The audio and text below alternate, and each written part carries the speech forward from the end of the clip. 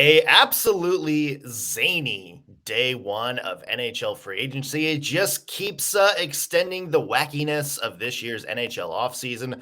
We'll break down the big surprising moves from day one, plus nothing big from the Nashville Predators. But is that necessarily a bad thing? We'll talk about that, plus the depth guys they did get, and what we could see them doing today throughout the rest of the summer. Coming up today on the Locked On Predators podcast. Your Locked On Predators, your daily podcast on the Nashville Predators. Part of the Locked On Podcast Network, your team every day.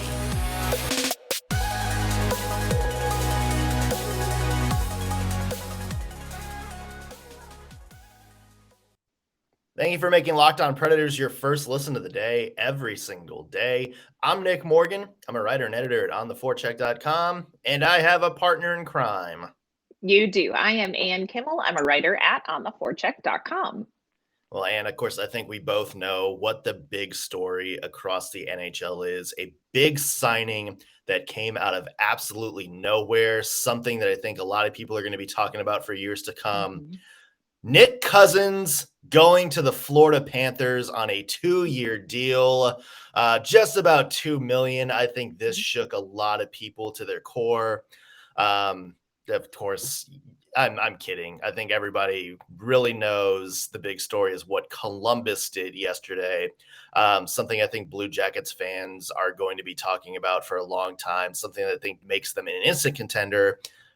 And that is Eric Goodbranson signing a 4-year deal with the Blue Jackets. Absolutely backing up that back line. A 4-year deal, big investment, but I think a lot of Blue Jackets are going to be happy with that. Good day for the Blue Jackets. They signed other people too. Some guy named Johnny Cadreau. Cadreau. Cadreau. I don't know. It's probably not important. He's probably not that good. Yeah, that's probably some minor deal. AHL guy. Who knows? Yeah. And Johnny Cadreau is on the Columbus Blue Jackets, which is exactly what everybody predicted was going to happen at 7:00 last night. I love this. I absolutely love this deal. Yeah, I am so, when you are not emotionally invested, this is literally like sitting ringside at a WWE event, because this was insanity in the hockey world, and I am 100% here for this. I think everybody felt like Cadreau was going to maybe go probably to the Devils, maybe the Flyers were talking, perhaps the Islanders. Okay, well, that makes sense. And then literally out of nowhere, I'm like, was it a wrong number and he just picked up? What happened? Columbus Blue Jackets get Johnny Cadreau, and I am here for the absolute bat poop craziness. Yeah, when you use the WWE for Columbus, this is like John Cena coming out from behind the curtain at the 2008 Royal Rumble, where you had no idea he was going to come there. But now that he did, it's like, holy crap, you can't help but cheer for this. You want to see this come out with a win on the other side. It was funny. I was out hosting a trivia show last night. My voice is very tired because I also did 3 hours of trade deadline coverage for the Locked On NHL podcast. So I was, I just happened to pull up Facebook just to see things. And I saw from one of the NHL, a screenshot of the Elliot Friedman tweet. And I was like, this has to be a Photoshop, right? This is a parody. Right. It's wouldn't it be funny if Johnny Cadreau was linked to every team and you picked the Columbus Blue Jackets? And then I was like, nah. And then 5 minutes later, ESPN puts out their alert. It's Johnny Cadreau going to Columbus. And I was like, what? Yes. But I love this, Ann, because you think of Columbus, and that's the poster child of nobody good wants to play there. I mean, you think about Seth Jones told the team he was going to explore the open market 2 years before he hit unrestricted free agency. He didn't even get to his contract negotiating window before he told the team, it's yeah, don't bother. I'm going to test free agency. Artemi Panarin told the team a year in advance that he probably wasn't going to come back because he wanted to play near a body of water, whatever the hell that means. Sergei Bobrovsky, Matt Duchene, you think of all these good players. Rick Nash wanted out. All these good players that Columbus keeps trying to bring in, and they're all yeah, it's a good team. Don't really want to stay here. So finally, it is fun. It's awesome to see one of the biggest free agents on the market, maybe the biggest free agent in terms of on-ice performance to hit the open market in several years, probably since Artemi Panarin, actually choosing to come to Columbus and be a part of it. Yeah, I absolutely love this. I love this for the Blue Jackets, for their fan base. I love this for the chaos across the league.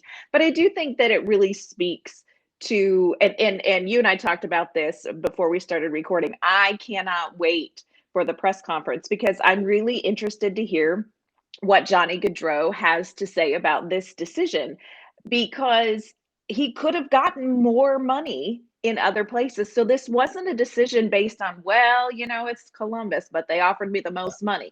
It wasn't that at all. And so I'm really interested and excited to hear what he has to say about it. Now, I will say this, there's a little tiny part of me that's I love this for Columbus, especially because Torts is not there. Yeah. That you don't deserve Johnny Gaudreau, my friend. So now that you're gone, maybe it looks a little better. Now that's petty, but yeah, I feel he could have gotten more money. It's a 7-year, $68.25 million contract. So about 9.75 million AAV. And the rumors are that both Calgary and New Jersey put 10 million and up and on the table. And Johnny Gaudreau said, no, thank you. Well, you can understand why he wouldn't want to go back to Calgary. And I know a lot of people are saying, oh, this is an insult to the Flames. No. It's got to be hard for an American player to play north of the border, especially post-COVID. Yes.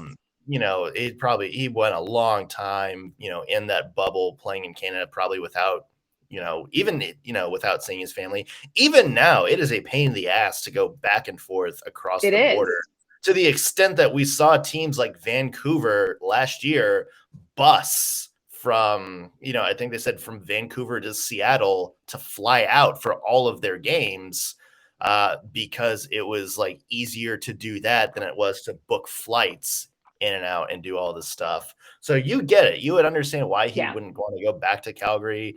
I do think he genuinely liked playing for the Flames, but I think that's just, his wife is pregnant and, he's apparently got some other family issues going on back home. So he probably, just wanted to make it easier to kind of travel around. A lot of people thought that he was going to go to New Jersey just because he's from New Jersey. He grew up in the Philadelphia area. Right. I think maybe he just wasn't sold on the Devils, maybe. And you can, in his defense, you can see where that could be a thing. And the other thing too, and I just want to put this out there as somebody who has lived in Ohio, Columbus, and I'm a Penn State girl. So this hurts me a little bit to say because of Ohio State, but Columbus is an incredible city. It really is. And it gets kind of a bad rap. But I think, it's a neat little city. It's not on the water, but it's a neat little city and it's not that far from home. And, it makes good sense. His wife, I believe she's an ICU nurse, or she's a nurse of some kind. They've got great hospitals there and all this stuff. So, personally, I can make it make sense. It's just funny to me. Because really and truly, did you see this coming? If I had said to you, it's not going to be Philly, New York Islanders, or the Devils, would you have gone, oh, well, then it's going to be the Blue Jackets? It's it has to be the Blue Jackets, right? They're that next tier of teams ready for the Cup. I mean, gosh. It reminds me, to bring it back to a Preds perspective, it's not unlike when Paul Kariya signed with the Predators in 2005. Because Paul Kariya was one of the most popular players of that era in the entire NHL, one of their most marketable guys. And he had just gone to the Cup Finals a couple years earlier with the Anaheim Ducks, or the Mighty Ducks of Anaheim, as all us old school people knew them as at the time. He had gone to the Colorado Avalanche, and a lot of people were thinking, okay, here's like a good player that can go to like help a team. A lot of people were thinking like, hey, maybe Detroit, maybe like go back to Anaheim or something like that. And instead he picked Nashville, and a lot of people were like, whoa, didn't see that one coming. Why are you going to Nashville? And he's like, because the team was fun. Like, that's Yes. basically what he said. He said, I played against them a bunch. They're like a really fun team. They're really fast. They seem to fit my style. I like Barry Trotz. And so, yeah, that's why I came here. And that was like before Nashville was like the it city, like before like every like family with a stash of white polos and dresses wanted to move here. Like, this was like just where Nashville was kind of some B-list team with some B-list like hockey market. And Paul Kariya kind of created a windfall, of players wanting to maybe come here and buy in. So maybe that's what Johnny Gaudreau is for Columbus. Maybe, if he goes there, maybe he's able to now go out and say, hey, Columbus is a good city. Like, Yes. it's fun. The hockey team is great. Look at all these young players like Kent Johnson and Cole Sillinger we have to work with. Like, we're going to be a fun team. Why don't you come and be a part of it? Yes, huge for Columbus in that regard. Huge. And you know what? And I think you hit on something. Never underestimate just the vibe between coach and player and teammates, players and fans. Like, there is something. You can talk about money and you can talk about pursuing a cup, and those things absolutely are important, but never underestimate when a player hits it off with a coach or with the vibe of a team. Like, that's not nothing. And so I'm really excited to hear from Johnny Gaudreau and hear him kind of lay out, look, these are the things that really did it for me when it comes to the Blue Jackets. I can't wait. Yeah, we'll talk about more free agency around the NHL in a second, plus the Preds' lack of moves on day one and why that's not necessarily a bad thing. That's what we're going to be talking about in just a second. But first, want to take a second and mention today's show is brought to you by Athletic Greens and their new product, AG1. I use AG1 every day. I've told this story a bunch of times before. They sent us a free little supply when we started doing this as a sponsor. I am not like a green powder guy. It didn't really look that appetizing. I tried it and I'm glad I did because it tastes great. And most importantly, it makes me feel great. I have more energy throughout the day. I'm not crashing hard at 1 or 2 in the afternoon. I don't have weird digestive problems anymore. And I blame it all on AG1, or I guess attribute it. Blame's kind of a weird word for something you're hyping up, but yeah.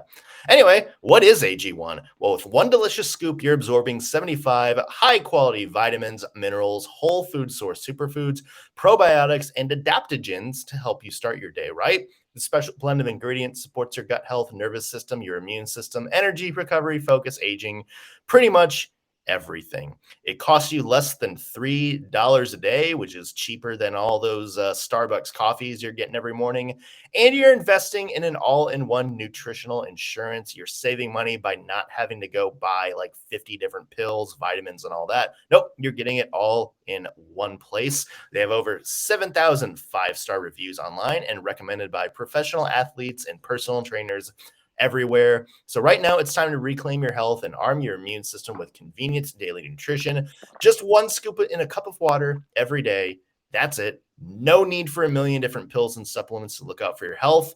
To make it easy, Athletic Greens is going to give you a free 1-year supply of immune supporting vitamin D and 5 free travel packs with your first purchase. All you have to do is visit athleticgreens.com/NHL network. Again, athleticgreens.com/NHL network to take ownership over your health and pick up the ultimate daily nutritional insurance. So Columbus did something huge. The Nashville Predators didn't do anything huge. In fact, they really didn't do much of anything. Thoughts on that, Anne?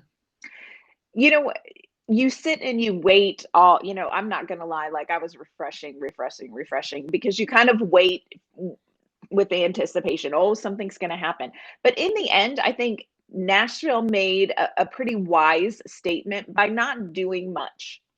They really didn't do anything. And I have to tell you that in a lot of ways, that was reassuring to me because it didn't feel desperate. It didn't feel like, oh my gosh, we're getting, chained to something that's not a good, wise, long-term thing. So I actually, I was bored in that sense. I was there, it was Yeah. a little boring, but when you look at the big picture, when you look at where Nashville's at, when you look at their cap space, when you look at what they need, and you look at the contracts that were given out yesterday, very glad that Nashville kind of sat tight. Like they just sort of sat tight. And I think doing nothing yesterday made a reassuring statement to me. Yeah, I think you hit on something where I would have, there's a lot of people that could have helped Nashville that went Mhm. off the market yesterday. But again, the deal has to be right. Like, would I Right. have loved Andre Burakovsky in Oh Nashville? gosh, yeah. Absolutely. Would I have loved Andrew Kopp in Nashville? Also, absolutely. I think they would instantly help the team. Would I have loved them for more term and more money per year than Mikhail Granlund? That's where, you balk a little bit. And that's, I think, Yes. a lot of people are kind of, I don't want to say panicking right now on Mhm. Twitter, but I've seen a lot of stuff. It's like, well, now, who's left? Like, what do we do now? I mean, there's still plenty of great options out there. Phil Kessel is somebody that we've talked about. There's, even as far as yesterday, there's, some talk that, hey, those two teams may be in on each other. Like those two sides may be talking. Mhm.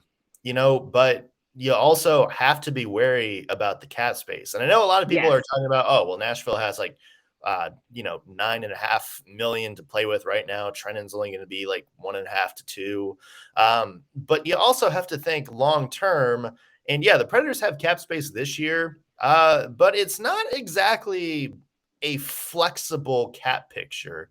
I mean, Forsberg's here for 8 years. You have Mhm. Duchesne locked up for 4 more, Johansson for 3 more, Mikhail Granlund for 3 more, Sissons for 4 more, Yossi for 6 more, McDonough and Ekholm for 4 more. So it's, Right. not like there's a bunch of bad contracts or money being freed up over the next couple of years. So if you add somebody, for 5.5, 6 million on a 5-year deal, you're kind of locking yourself into a corner. And let's not forget, we have Phil Tomasino, Colton Sissons, who are restricted free agents after this coming year.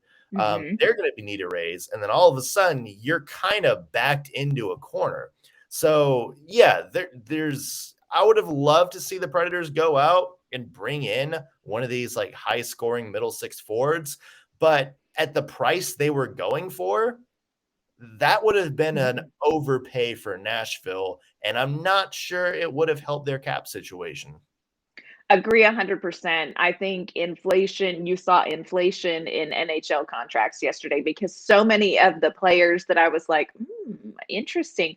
I felt like the prices were a little higher and the terms were a little bit longer than what I had anticipated. And I agree with you. I think, oh my gosh, it'd be so fun to get Burakovsky here. I mean, ooh, Yeah. that would be so amazing.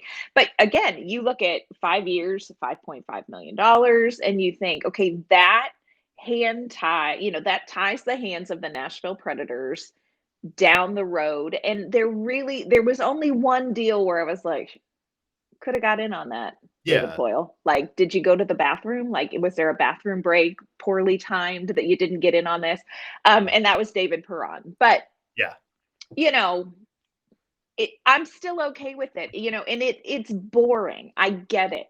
It's boring. I think Nashville Predators fans were like, yeah, Philip Forsberg, let's keep going. But boring but wise. I think the Predators were very wise not to get in on a lot of the action that was happening yesterday. And like you said, let's not forget there are still some players out there that are available that may be great fits for Nashville at much more affordable prices, much shorter terms. So, let's not wring our hands yet. I think sometimes doing nothing makes a much more wise statement, and that's what happened yesterday. Yeah, and I think for Nashville, there's also multiple holes you have to fill, Right. especially on that forward core. Like, one guy worth $6 million isn't going to, it may help your second line, but there's still some gaps on the back end of that Right. lineup that you have to address. And the other thing is, you mentioned free agency's not over yet. In Right. fact, the NHL offseason's not over yet. There's a lot of players, as you mentioned, that are more affordable. And if you still want to swing for the fences, if you still think you need, like, somebody out there, JT Miller is still available via trade. It sounds like with Cadreau coming in, Patrick Laine is going to be available for trade in Columbus. And then What do you all of a think about that one? I mean, it's interesting. Like, Okay. as early as yesterday morning, there was talk that they probably weren't gonna, the two sides weren't really hell bent on getting back together. Maybe Gaudreau changes that. Like, maybe Line A is willing to come back and try out Johnny Gaudreau a little bit more and have him kind of on the opposite side of his wing. But if he's out there and that's somebody the Preds want to go after, not only, is he available, but if you're the Preds, you have more flexibility to kind of take your time and make a trade, maybe clear up some cap space in the process. Maybe you send like a Ryan Johansson back the other way. I'm just putting it out there, but maybe you like address the cap a little bit and maybe clear somebody off your books to, help bring in somebody like a JT Miller or Patrick Laine and still make it work for your team long term. Yeah, that was something that kind of began floating around last night after the whole Johnny Gaudreau thing. It's like, okay, are they going to have to move Laine because they brought in Gaudreau? And I was like, y'all don't give me dreams. Don't give me dreams. Don't put hope out there. Don't put hope out there. It is crushing in hockey. Hope will kill you in hockey. But yeah, Patrick Laine is an interesting one. Yeah, there's still, and like you said, this was just day one. I mean, not everybody does their Christmas shopping on Black Friday, everybody. So just everybody breathe. There are still Cabbage Patch dolls to be had. We don't have to worry. You know, I'm curious about a couple people who didn't go somewhere, and that's something that I would like to get your opinion on in just a second, Nick, about a couple players that are still floating around out there and where you think they might go. We're going to talk about that in just a second, but first we do have to talk to you about something amazing from our friends at Built Bar, and we are of course talking about the coconut brownie chunk puffs. So from the Built, I can hear you, Nick. I hear you. And we're not talking about Mark Borbietsky. We are talking about a really healthy, delicious Built Bar that is available now. It is a gift to your taste buds. You've probably tried the coconut brownie chunk Built Bar, but now they have turned that magic into a coconut brownie chunk puff. And it is a huge treat. It is the coconut brownie chunk flavor that you love in a delicious chewy marshmallow. And of course, like all Built Bars, it is covered in 100% real chocolate. They are also not only delicious, but they are good for you. They are low in calorie, low in sugar, high in protein. And the bottom line, really, let's face it, is that they are delicious. They are unfortunately only here for a limited time. So you're going to want to go to built.com to make sure that you don't miss out. They are going really fast. And I will tell you that my 18-year-old is part of the problem. We got a couple in the mail to try, and he ate both of them in one sitting. So when I tell you that coconut brownie chunk puffs are amazing, I'm telling you they're amazing. The best part, of course, about anything from Built Bar is not just that they're healthy, it's that they taste amazing. You can enjoy a treat guilt-free because they are actually good for you. It's the perfect treat. It's perfect for when you're just kind of craving a little bit of something sweet, but also if you're on the go this summer and you need to take something along with you that is healthy, you're going to want to grab something from Built Bar. It is delicious coconut, rich, sweet brownie, and creamy marshmallow. So go to built.com and you can order your box of coconut brownie chunk puffs right now. That's built.com. And while you're there, use our promo code LOCKED15 and you can get 15% off your order. That is code LOCKED15 for 15% off at built.com. All right, so we're talking about Preds and some players they may go after, and I know, and there's people you want to talk about, people that are still available on the open market. Let's first talk about some of the Preds that went elsewhere. Nick Cousins, Yes. we mentioned, going to the Florida Panthers on a 2-year deal. You know, like Cousins as a player, I think he'll do really good in Florida. Maybe add kind of that missing dimension that they're missing down there. Matt Luff going to the Detroit Red Wings. That's another sneaky good pick. You know, he's probably somebody that's going to help them in Grand Rapids. But, you know, if ish hits the fan, as he showed in Nashville last year, he's a pretty good NHLer. You know, he came in there and helped out. Was very good in limited minutes for the Preds. Agree. And then Jeremy Davies, you know, sad that experiment didn't exactly work out. He goes to the Buffalo Sabres. So, yeah, a couple of Preds going elsewhere. Yep. We also, Matt Benning. This one I thought was very interesting. Ended up with San Jose, 4-year deal. So go Matt Benning. And of course, our dear friend, David Riddick. David Riddick going to the Jets. So, you know, it'll be good to see him. He has 1-year deal with the Jets, but, you know, wish David Riddick well. There is literally no way you could not love David Riddick off the ice. So, you know, good things for him. Glad he, you know, found somewhere to land. Yeah. What do you think about some of the players still on the market, Anne? Yeah, the one that is most surprising to me is Nasam Cadre. You know, I really felt like he was somebody who was going to be one of the first ones to generate some movement and generate some things. And really things were pretty quiet about him yesterday. So very interesting to me. What is that about, do you think? And where do you see him ending up? Well, I think a lot of it is, and we were talking about this in the live stream yesterday, it could be potentially he's just not getting the offers he thought he may get on the open market. And I think a key indicator of that is the fact that, you know, both Colorado and not Cadre's camp said yesterday that, hey, the Avs are still in the mix. And with their cap situation, you would have to think, oh, that's probably a bit of a discount then. You know, so I think, you know, after the year he had like 86 points or whatever it wound up being, which was a career high, but it was also kind of an outlier for how his career's gone. You know, I think maybe he thought maybe he could get like 8.8, like an 8x8 contract somewhere, you know, 7-9, that kind of thing. And maybe, you know, teams are kind of more willing to offer somewhere in the, you know, mid to high 6s or 7s somewhere, or maybe a shorter term deal.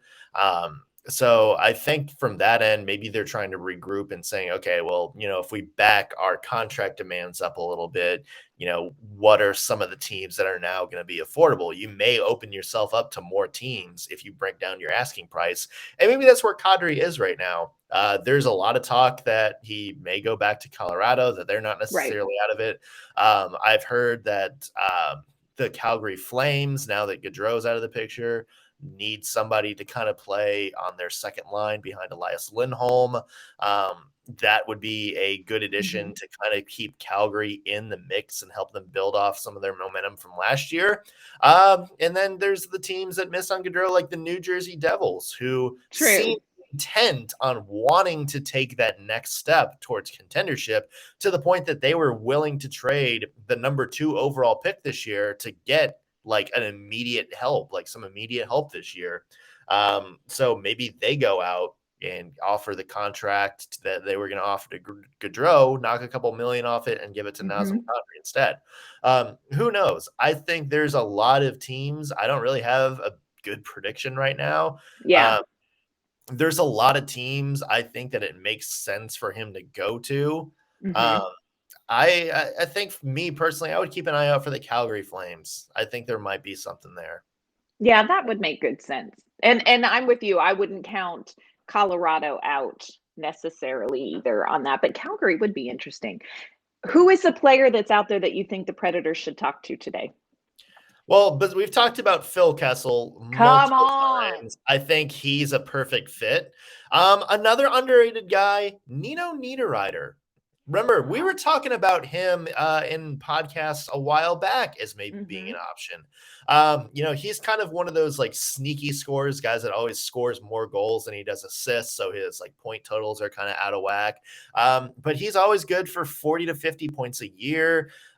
He plays with if you're talking about Preds liking that identity, Nino Niederreiter is a pretty good indicator of, that identity. He is an absolutely pain in the ass to play against, likes to get under people's skin, and you put him maybe with a Ryan Johansson, and that's something that, there's a lot of pop on that second line, and he's an upgrade over, Ellie Tolvanen and Luke Cunnin. So maybe you get some more output, which wound up being sort of the difference down the stretch last year. I really like that idea. Now, my heart has been set on Phil Kessel since you brought it up way back at the trade deadline, and the dream still lives. I'm not going to lie. Would love to see what happens with Phil Kessel, but I agree with you about Niederreiter. Like this is a saucy player. And I like that.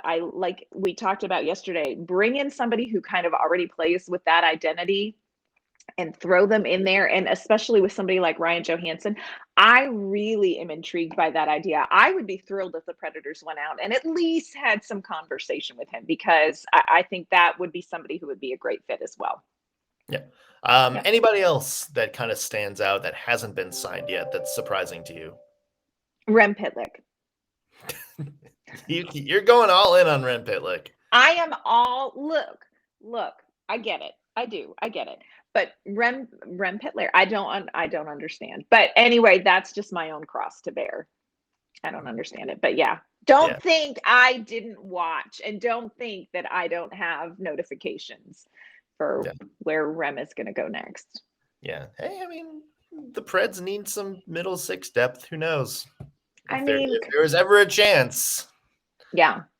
I mean, look, I think he plays a different style than what the Predators are maybe looking for, but he's such a smart player. But we don't need my Rem Pitlick speech today, so we'll save that for another day.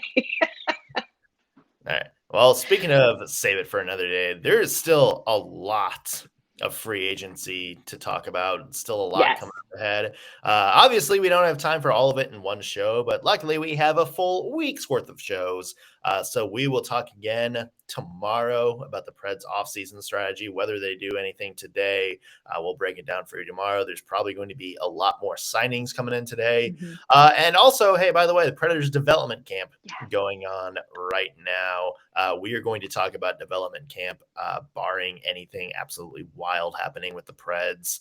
We'll talk about development camp at some point, though, and we've got some sound from some of the top prospects, Luke Prokop, Yaroslav Askarov coming over to America for the first time. So more great stuff ahead. Coming up. Getting choked up just thinking about it. And where can the people find you? You can find my work at ontheforecheck.com, and you can find me on Twitter at @AnnK_Mama on Ice. I'm Nick Morgan. You can find me on Twitter at _NSMorgan. Read my work at ontheforecheck.com. If you're watching this on YouTube, be sure to like the video, subscribe, and leave a comment. Let us know what you thought of the Preds free agency strategy or lack thereof so far. That's going to do it for us today on the Locked On Predators podcast. Thank you for making us your first listen of the day. We'll be back tomorrow with, who knows, maybe some more free agency talk. We'll see what happens between now and then. See ya.